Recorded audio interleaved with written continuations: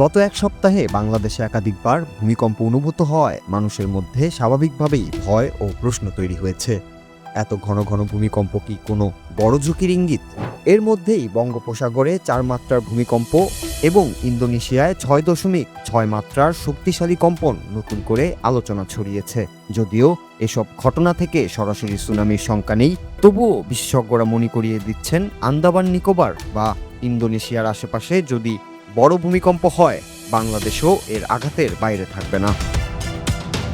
সমুদ্রের নিচে ভূমিকম্প হওয়ার পেছনে আছে পৃথিবীর টেকটনিক প্লেটগুলোর অবিরাম নড়াচড়া। কখনো প্লেটগুলো একে অন্যকে ঠেলে দেয়, কখনো নিচে ঢুকে যায়। এর ফলেই সৃষ্টি হয় ভূমিকম্প বা আগ্নেয়গিরি বিস্ফোরণ। শক্তিশালী কোনো কম্পন যদি সমুদ্র তলকে উঁচু বা নিচু করে দেয়, তখন বিপুল পরিমাণ পানি সরে গিয়ে জন্ম নেয় সুনামি। তবে প্রতি ভূমিকম্পে সুনামি হয় না।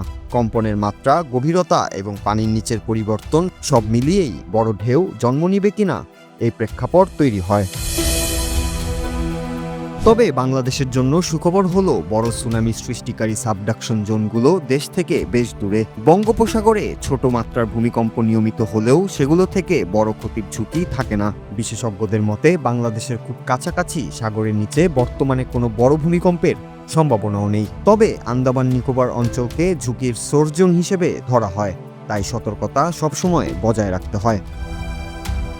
ইতিহাস বলছে 1962 সালে আরাকান অঞ্চলে শক্তিশালী ভূমিকম্প থেকে সুনামি তৈরি হয়ে উপকূলে ঢুকে পড়েছিল এবং এর প্রভাব পৌঁছেছিল ঢাকাতেও। সেই অভিজ্ঞতা জানিয়ে বিশেষজ্ঞরা বলছেন এই অঞ্চলে বড় ভূমিকম্পের চক্র দীর্ঘ, তাই নিকট ভবিষ্যতে বড় বিপর্যয়ের আশঙ্কা কম।